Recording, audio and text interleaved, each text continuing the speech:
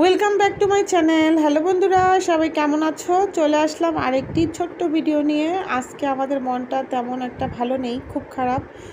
দেশের পরিস্থিতির জন্য আজকে স্কুল বন্ধ, নবনী নিলয় ঘুমাচ্ছে আর আমি ওরা যখন ঘুমায় তখন আমি অনেক কাজ করি। তো কাজ করতে করতে সব কাজ শেষ হয়ে গেল। এখন আমি নাস্তা তৈরি করে ফেললাম। এর ফাঁকে নবনী নিলয় ঘুম থেকে উঠে ড্রেস চেঞ্জ করে ফ্রেশ হয়ে টেবিলে বসে পড়লো। আর আমি সকালে নাস্তা যেটা তৈরি করলাম সেটা হচ্ছে রুটি আর হচ্ছে সুজি। তো আমি ওদেরকে খাইয়ে দিচ্ছি, ওরা খেতে চাচ্ছিল না, তো ভাবলাম যে খাইয়ে দেই। আজকে প্রচুর পরিমাণ রোদ, বাহিরে অনেক রোদ, তাকানো যাচ্ছে না। তো ওদের পাশাপাশি আমি নিজেও খেয়ে নিচ্ছি, কারণ হচ্ছে আজকে অনেক কাজ করব সেজন্য। আর কাজ না করলে দেখা যাবে যে কাজগুলো জমে থাকবে। কালকে যেহেতু শুক্রবার, কালকে নিলয়ের জন্মদিন, এর জন্য আমাকে আজকে অনেক কাজ করতে হবে। তো যাই হোক, আজকে আমি সবাইকে দেখাবো এই ডাঁটাগুলো রান্না করার পদ্ধতি। আমার মা যেভাবে রান্না করে ঠিক ওইভাবে আমি রান্না করব। আর এখানে নিয়েছি কচি কচি ডাঁটাগুলো আর ডাঁটা শাক, আর এখানে নিয়েছি নিচের অংশগুলো। এই অংশগুলো দিয়ে আজকে আমি সুন্দর করে মজা করে রান্না করব, আমার মার হাতের রান্না মতো। তো এই হচ্ছে মানে যেগুলো একটু শক্ত শক্ত ছিল এগুলো আমি খোসা ছাড়াই নেই, খোসা সহই নিয়েছি। আর এগুলো আমি আজকে সরিষা বাটা দিয়ে রান্না করব।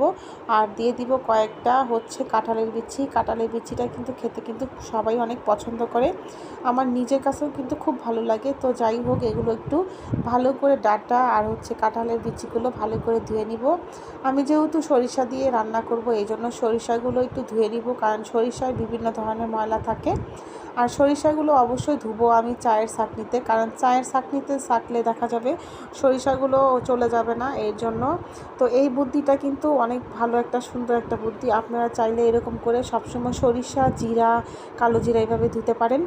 আর আমি কিন্তু সবসময় এভাবেই ধুই। তো ধোয়া শেষ হয়ে গেছে, যেহেতু আমি বলছি সরিষা বেটে তারপর রান্না করব, ব্লেন্ড করব না। আর কম যেহেতু সরিষার জন্য কম করেই বাটবো। তো সরিষার সঙ্গে দিয়ে দিলাম কাঁচামরিচ, তারপরে জিরা, আর এখানে দিয়ে দিলাম আদা। আমি রসুন আর পেঁয়াজ কোনো কিছু ব্যবহার করব না। তো বাটা শেষ হয়ে গেছে, তারপরে সরিষাগুলো, বাটা মশলাগুলো ডাঁটায় দিয়ে দিলাম। তারপর দিয়ে দিলাম পরিমাণ মতো লবণ আর হলুদ। তারপর দিয়ে দিলাম 2টা কাঁচামরিচ। এখন দিয়ে দিব পরিমাণ মতো হচ্ছে তেলটা একটু বেশি দিতে হবে, কারণ মাখানো যে কোনো জিনিসই যদি আমরা মাখায় রান্না করি ওটাতে কিন্তু তেলের পরিমাণটা একটু বেশি দিতে হবে। তো হাত দিয়ে এইভাবে ভালো করে মাখিয়ে নিলাম। এখন পরিমাণ মতো একটু জল দিয়ে দিব, আর জলটা একটু বেশি করে দিব, কেননা এটা সেদ্ধ হইতে লাগবে। আর আমি আজকে ডাঁটার চচ্চড়িটা ঝোল করেই রান্না করব, কারণ এটা ঝোল খেতে কিন্তু খুবই ভালো লাগে। তো এখানে কিন্তু চাইলে আপনারা একটু ঘি দিতে পারেন। আমার বাসায় যেহেতু ঘি নাই, এই জন্য আমি ঘিটা ইউজ করব না, আপনারা চাইলে দিতে পারেন। তো আমার এই রান্নাটা হয়ে গেছে। এখন আমি সুন্দর একটা ডেকোরেশন করার জন্য একটা বাটিতে বেড়ে নিলাম। আর এই রকম করে যদি কেউ ডাঁটা রান্না করে তাহলে কিন্তু খেতেও অনেক ভালো লাগে। আর এটা কিন্তু সাজনা দিয়েও রান্না করা যায়। তো এই হচ্ছে আমার আজকে রান্না। আমার রেসিপিটা কেমন লাগলো সবাই জানাবেন।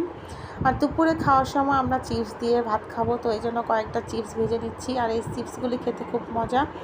তো ভাজা হয়ে গেল, এখন আমি খাবার টেবিলে খাবারগুলো দিয়ে দিলাম। এবং আমি নবনী নিলয় আর আমরা সবাই মিলে সপরিবারে খাবারগুলো খেয়ে নিচ্ছি। তো আজকের ভিডিওগুলো কেমন লাগলো সবাই জানাবেন। আজকে এই পর্যন্তই।